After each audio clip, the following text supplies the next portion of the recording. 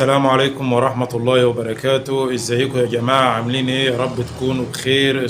احنا هنا ليه؟ علشان احمد الشرقاوي يبقى معانا، ولكن الضريبة بيدفعها الرجال حفاظا على هذا البلد. وأحسب أن هذا الرجل من دافع الضرائب الوطنية، لأنه بينحاز للناس انحياز حقيقي. فيبقى احتياجنا احنا اللي يخلينا، وقلت ده من شوية، اللي يخلي رئيس حزب وهو عنده هيئتين برلمانيتين في الغرفتين التشريعيتين، ممكن يبقى من باب الترفع ومن باب الموائمة السياسية ومن باب ان في خصوم سياسيين موجودين في ذات الدائرة، ومن باب انه ما يعمقش الخلافات معاهم. ممكن يؤثر السلامة بانه يكتفي بمساندة اعضاء حزبه اللي في جولة الاعادة. ولكن ممكن تبقى حساباتنا ان وجود شرقاوي له من الثقل الذي لا يوفى بالعدد، يوفى بالكم والكيف، يوفى بالقدرة على التمثيل. هو احمد الشرقاوي نائب طلع من الشارع. لو انت طبيب هتيجي تخبط على بابه يعدل لك تكليفك. لو انت موجود في مستشفى نائية هتيجي تطلب منه ان هو يقربك. لو انت خريج كلية تربية ومفيش مسابقة ل 30 و50 ألف معلم نتيجة توفير الاحتياجين، ان احنا محتاجين معلم والطالب محتاج معلم هو كمان، انت محتاج الوظيفة. لو محدش ضغط على الحكومة، اللي قاعدين دول ضغطوا على الحكومة دي علشان تعلن مبادرة 150 ألف معلم، وعملنا مبادرة المعلم اللي بالحصة اللي يتثبت ويدخل من غير مسابقة، واحنا أقلية. طب ماذا لو بعت كتير؟ تاني يوم هتلاقي مشكلة عند والدك اللي خرج مبكرا وانت ما انتش حاسس ان ابوك بلغ سن المعاش، وبقى مطلوب منك انك تبقى راجل البيت. ولو غاب بشكل مفاجئ ممكن تبص انك بقى مطلوب منك انك تجوز اختك. لو مفيش ناس تعبر عنك في البلد دي، المسألة لا جغرافيا ولا شرق ولا شمال ولا جنوب، ولا ينفع الدوائر ولا ينفع البلد كلها تتقسم مناطقيا. لازم تكون واقف امام استحقاقاتك الحقيقية. القانون اللي بتناقش يخصك منه مادة، يخص ابوك منه تفصيلة. نائب يسكت 5 سنين، ده مش تمثيل، ده غياب. لابد انك تتحول الى كلمة. شرف الرجل هو الايه؟ ودخول الجنة على ودخول النار على. يبقى مصر اكبر من كده. بتبيع مستقبلك في 5 سنين مش للي حاضرين. انتوا بتسيبوا الفقراء، روح قول لها يا ست خدوا خيره وانتخبي غيره.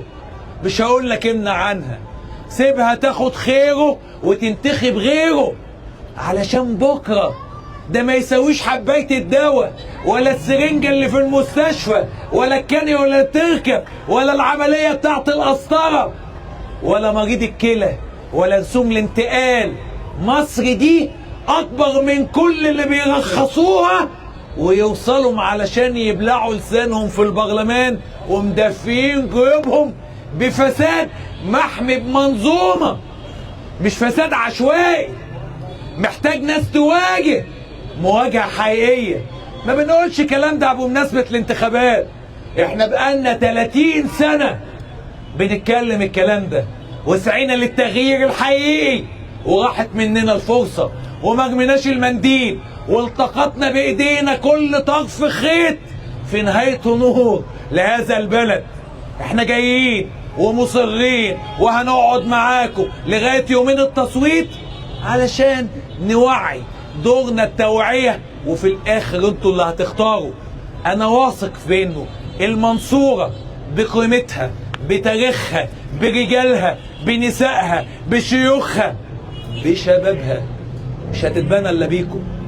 انفضوا عن نفسكم غبار السلبيه، اخرج وشارك وخرج اصحابك، مش عشان تنتخب الشرقاوي، ان كان الشرقاوي يوزن معاك في بكره بتاعك انت، روح له او روح لغيره، بس روح لبلدك، اخرج علشان بديل صندوق الاقتراع ان البلد دي تتحول لبلد فاشله. واحنا قلنا ان احنا لن نقف على جثة هذا الوطن منتصرين لافكارنا. احنا شايفين المشهد الاقليمي، شايفين ان في خونة بيعدوا في اجهزة المخابرات لغاية ما بيقعدوا في قصور الحكم علشان يحكموا بلاد. اوعوا توصلوا ببلدكم لهذا المستوى. احنا هنحافظ على بلدنا وهنحافظ على تاريخ بلدنا وهنناضل من اجل بلدنا عشان نحافظ عليها وعلى بكره بتاعها. ما ينفعش ان احنا نسيب بلدنا واحنا في ايدنا اطراف الامل من خلال صناديق التغيير، من خلال صناديق الاقتراع. وشفنا رئيس الجمهورية نفسه مد ايده في وسط العملية السياسية، ودي الأول مرة في أكتر من 150 سنة تاريخ حياة برلمان. الانتخابات دي عبارة عن ايه؟ عبارة عن انتقاء يوم بالشعب المصري لمن سيمثلون. أنا عايز أقول لك لو أنا جيت اديتك أنبوبة بوتاجاز أو اديتك بون أو اديتك فلوس أو اديتك أي حاجة عشان تختار واحد غير صالح، الثمن ده أنت أقل، أنت خدت ما خدتش حاجة. المبلغ اللي أنت خدته ده ولا حاجة، ده ما يساويش حاجة في انك انت تمكن انسان غير صالح وتخليه هو صوتك وصوت المصلحة بتاعت بلدك يبقى في رقبتك. فلوس وانتخبني او انتخب فلان وده مش كويس. اوعى تعمل كده. ده انت هتمكن حد من مستقبل 120 مليون ازاي؟ ده يقلقك جدا. تصدق انا ما استقل الصوت يقول ايه انا واحد من كام مليون. لا انا هعمل اللي عليا. انا احمد هعمل ايه؟ هعمل اللي عليا. انا هختار على قد ما انا فهمت وبحثت، وده بقى سهل دلوقتي ان الشخصيه دي تمثلني في البرلمان او الشخصيه دي ممكن تتولى مسؤوليه الدوله دي. ده وعي، ده يخش في الايه؟ في الوعي.